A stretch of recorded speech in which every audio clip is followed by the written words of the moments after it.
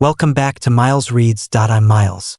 Today, we're going to dive into a unique history, one whose protagonist is not a larger-than-life hero, but a fish. This is a look at the book Cod, a biography of the fish that changed the world. First, let's meet the author Mark Kurlansky. He is a renowned food historian and a recipient of the prestigious James Beard Award for food writing. In this book, Kurlansky goes beyond cuisine, using cod as a thread to trace its thousand-year history intertwined with human society. Through this book, we not only see how the histories of two species, cod and humans, became deeply entangled, but we also learn a wealth of scientific knowledge about the fish itself. When it comes to cod, this is the only book you'll ever need. I'll break down my review into 3 parts, which I found to be the most thought-provoking takeaways. First, what makes cod such an exceptional food?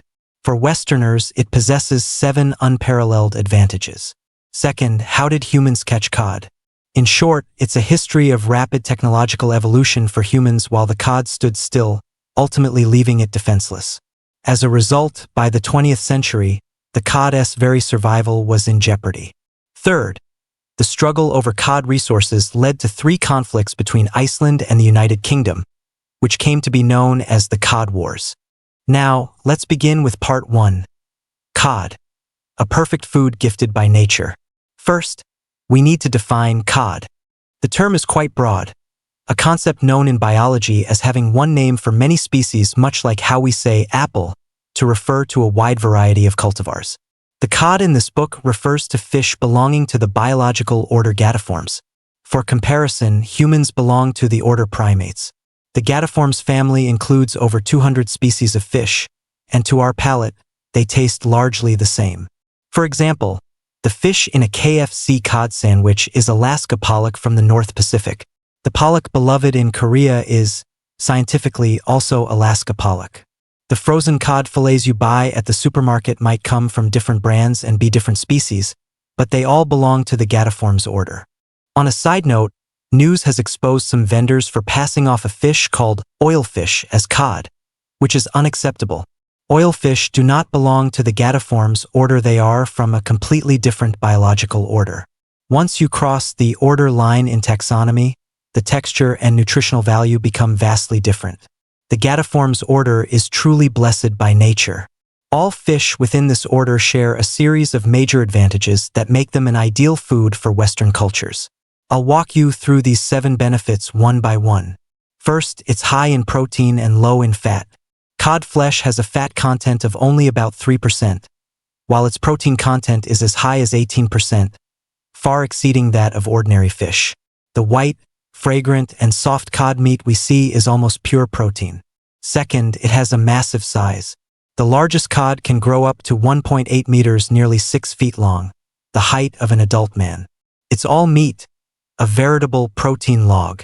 Third, it has a docile, almost foolish temperament. Cod are omnivores. When foraging in the sea, they just swim around cluelessly, swallowing whatever they encounter. This makes angling for cod effortless. During the 14th and 15th centuries, when cod were plentiful, fishermen didn't even need bait. They could simply drop a lead weight into the sea and easily hook a cod. Furthermore, a hooked cod puts up little struggle, so you just have to pull it in. For today's sport fishermen, this might lack the thrill of the fight. But in an era of food scarcity, securing a large piece of protein was a fisherman's greatest joy. Fourth, it was incredibly abundant. Historical records from the time lack precise statistics, leaving only descriptions that sound rather exaggerated. The book mentions 2 such accounts. One, if you were lucky, you could almost walk to Canada by stepping on the heads of cod floating on the water's surface. 2, if you encountered a school, you could simply sit in your boat and scoop the cod out of the water with a basket. Based on these descriptions, scientists today estimate that the adult cod population was in the billions. Fifth, its migratory patterns. The vast majority of European cod species migrate to shallow waters to spawn. At the same time each year, schools of mother cod return to their birthplace to lay their eggs. This habit played right into human hands, tantamount to delivering precious protein, pre-packaged, to a specific place at a specific time. Sixth, it's meaty and has few bones. When you fillet a cod, you get large, clean slabs of meat. This is crucial for Western diners, who prefer big, no-fuss fillets that don't require the tedious work of picking out tiny bones. Cod, with little more than a central spine, fits this preference perfectly. Interestingly, the different preferences for fish in the East and West directly shaped the cod's fate in each region. The Chinese tend to favor smaller, more delicate-tasting foods, like yellow croaker, mitten crabs, or small sea snails, enjoying them despite the effort required to eat them. Consequently, cod caught off the coast of China was known in the Shandong seafood market as Da To Xing Big Head Stinker, implying it was a cheap seafood with a large head and fishy taste. Westerners, on the other hand, find fish with many small bones completely unacceptable. Seventh, and this is very important, it was a religious food. In medieval Europe, the Catholic Church had immense control over society and established fast days. On these days, eating meat was forbidden, but the Church left a loophole: cool foods were permitted. This concept, similar to cold foods in traditional Chinese medicine, was a sensory description. At the time, the Church deemed cod a cool food because it came from the cold northern seas. Over time, dried and salted cod became the only source of protein permitted on fast days. With these 7 advantages, how could humanity not love it? To people of that era, this creature seemed born to be eaten. They lacked today's concepts of ecological conservation or species equality, and widely believed cod was an inexhaustible resource. Antony van Leeuwenhoek, the inventor of the microscope, once observed 9.83 million eggs inside a single medium-sized cod. This only reinforced the belief that no matter how much they ate, they could never eat all the cod. However, as we'll see in the next section, this belief was profoundly wrong. Now for part 2, the history of humanity's cod fishery. The first people to fish for cod were a coastal European people known as the Basques, who lived in the region of modern-day Spain. At the time, nearly all cod on European tables was caught by the Basques in the Arctic and Atlantic Oceans. As mentioned, early cod fishing required almost no skill. You just waited for the fish to bite and then hauled the 100-plus pound slab of meat aboard. It was less like the Basques were fishing for cod and more like they were collecting it.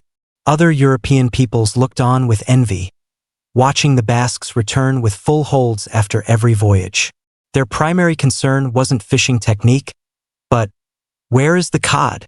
This was a classic treasure hunter's mentality. How to dig wasn't important, the location of the treasure was the key.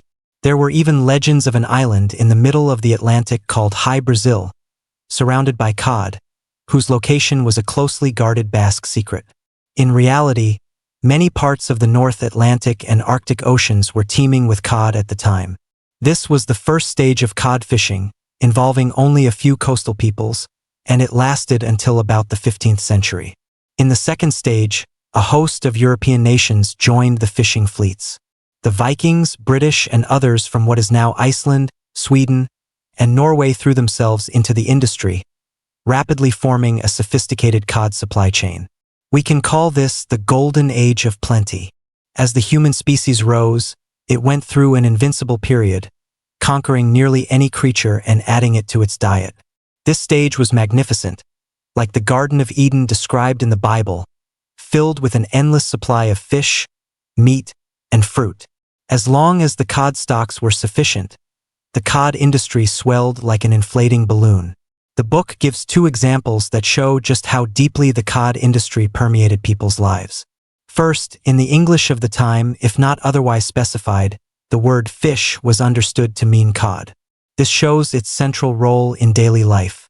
Second, a reporter interviewing an Icelandic fisherman saw him drying cod and asked, "Do you eat cod yourselves?" The Icelander shook his head. "We don't."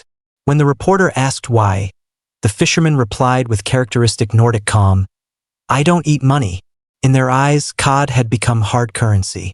These 2 details vividly illustrate the extreme importance of cod to these northern coastal peoples.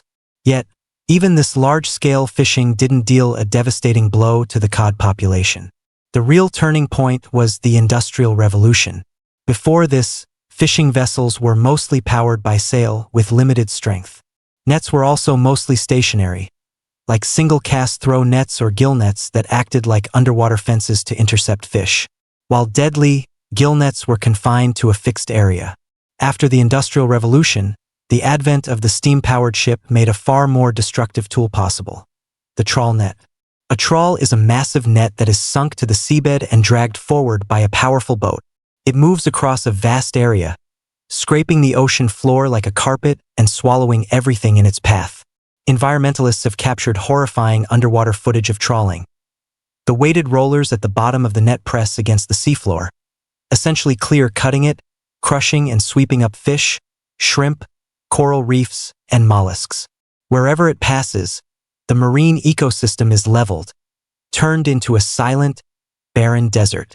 Even more disturbing, the trawl is indiscriminate, catching all marine life, including sea turtles, dolphins, and even small whales.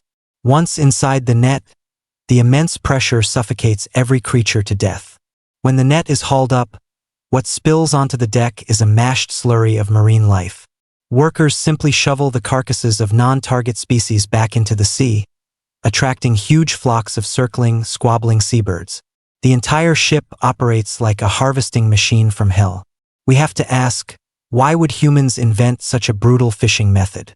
The root cause, perhaps, wasn't that people loved cod more, but rather stemmed from seemingly unrelated technological advances. For example, the invention of the filleting machine allowed whole cod to be processed into standardized frozen fish fillets. This dramatically expanded cod's applications, allowing many inland residents who had never tasted it to enjoy its flavor, which in turn created massive new demand. Innovations in the middle of the supply chain spurred the circulation of goods, expanded the customer base, and created a powerful pull on the production end. As soon as a merchant in the market shouted, "I'll take all the cod they have," countless fishing boats in the harbor were motivated to set sail and find ways to improve their catch. The emergence of more powerful trawlers and nets was only a matter of time.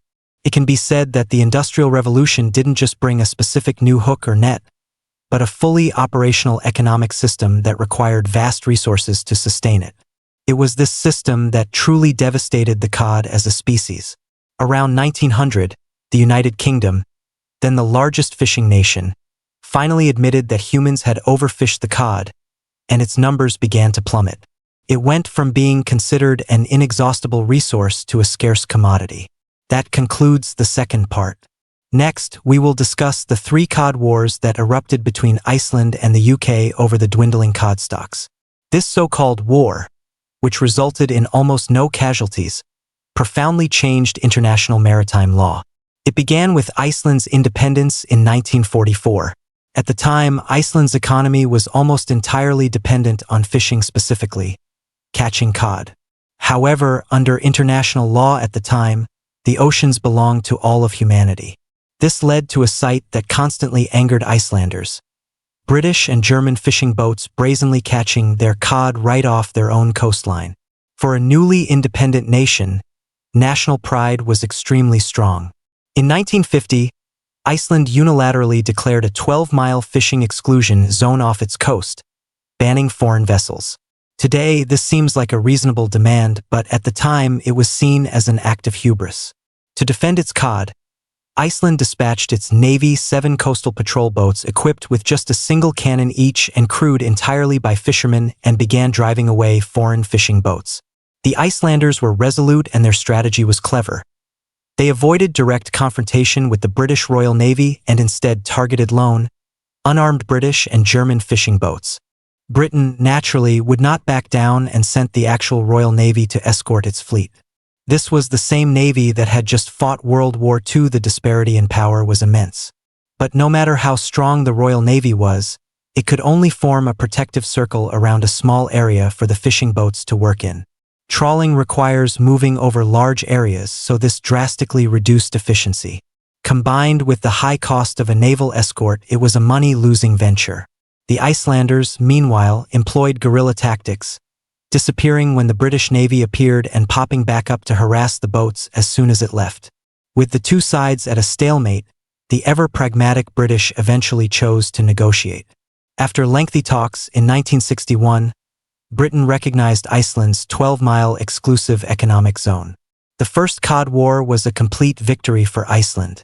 This agreement brought a decade of peace. But in 1971, Iceland again announced it was expanding its exclusion zone from 12 miles to 50. Britain and West Germany strongly objected and took the case to the International Court of Justice, which did not support Iceland. So, British and German fishing boats once again sailed for the waters off Iceland. That characteristic Nordic stubbornness kicked in again for the Icelanders. This time, they deployed a secret weapon, the trawl wire cutter, invented by a patriotic engineer. This device could be fired like a projectile to precisely sever the trawl cables at the stern of a fishing vessel, sending the entire, expensive net worth about $5,000 and its catch to the bottom of the sea. Once a ship's net was cut, it had to return home empty-handed and re-equip. The Icelanders used this method to cut the nets of over 80 fishing boats, some of which were hit on their very first cast. The British government was furious but couldn't escalate to a major conflict over this diplomatically. And so, a comical scene unfolded in the North Atlantic. Ships from both nations chased and rammed each other, and even cut each other's nets. British fishing boats began working in pairs, with one fishing and the other standing guard, which halved their efficiency and often led to collisions in the rough seas. In the end, it was Britain that backed down again. It was the height of the Cold War, and to maintain unity within NATO, many countries mediated, urging both sides not to harm relations over a few fish. The Second Cod War was another loss for Britain, and Iceland's 50-mile exclusion zone was established. But it wasn't over. 4 years later, in 1975, Iceland proposed expanding the zone to 200 miles. Hearing this, you might think Iceland was pushing its luck. But in fact, Iceland's demand was in line with the international trend at the time. Just 2 years earlier, at the United Nations Conference on the Law of the Sea, several nations had already supported the concept of a 200-mile exclusive economic zone. Within an EEZ, the coastal state has sovereign rights over all natural resources, including fisheries, oil, and natural gas. Iceland was so insistent not for oil, but for the critically endangered cod. As fishing intensity grew and cod became scarcer, fighting over the fish was inevitable. This time, Britain decided not to yield an inch. And so, the maritime bumper car war resumed, with neither side able to fish effectively. However, the British government soon realized the fight was pointless. Over the course of the Cod Wars, the number of cod wholesalers in eastern England had plummeted from 250 to just 87. Merchants couldn't withstand the disruption and switched industries. At the same time, the European Economic Community was also preparing to declare its own 200-mile exclusive economic zone. The tide of history was turning, and Britain had no choice but to go with it. The Third Cod War was another resounding victory for Iceland. In 1982, the United Nations Convention on the Law of the Sea formally established the concept of the exclusive economic zone, setting its range at 200 nautical miles. While ships from other countries could pass through harmlessly, they had no right to exploit any natural resources within it. With that, the Cod Wars came to an end. The political geography of the world's oceans today was shaped, in part, by a fish. That concludes our look at the 3 Cod Wars. With that, we're nearing the end of our review of the book. Let's summarize the 3 core takeaways. First, cod is a naturally superior food. It combines 6 major advantages: high protein, large size, ease of capture, abundance, boneless meat, and its role as a religious food making it a favorite in the West. Second, with the rapid development of human fishing technology, once commercial channels are opened, any species can face the risk of being depleted. Even the plentiful cod could not withstand the power of a systematic human economy. Third, to fight over the increasingly scarce cod resources, Iceland and Britain fought 3 Cod Wars. The wars ended with 3 victories for Iceland and ultimately spurred the establishment of the international system of exclusive economic zones. Finally, a status update on cod. Atlantic cod catches have plummeted from 3.1 million tons per year in 1970 to just 890,000 tons per year in 2010. The population is now exceptionally small. Today, other cod species from the Pacific have been brought into humanity's fishing range. The cod we buy in supermarkets is almost all Pacific cod. The sharp decline of cod is a microcosm of the fate of countless species on Earth. Should we reflect on our own greed, our appetites, and even the process of modernization itself? The author suggests this may not be the ultimate solution. Problems that arise from development must ultimately be solved by a higher level of development. The final solution may still lie in science and technology. In the future, humanity might be able to use biosynthesis to create a protein identical in composition and texture to cod. As long as the cost of this synthetic protein is lower than the cost of catching wild cod, the cod population may have a chance to breathe and recover. We need to give humanity time and trust that the cod population will one day see a return to its former abundance. That is all for this book. Congratulations, you've just finished another book.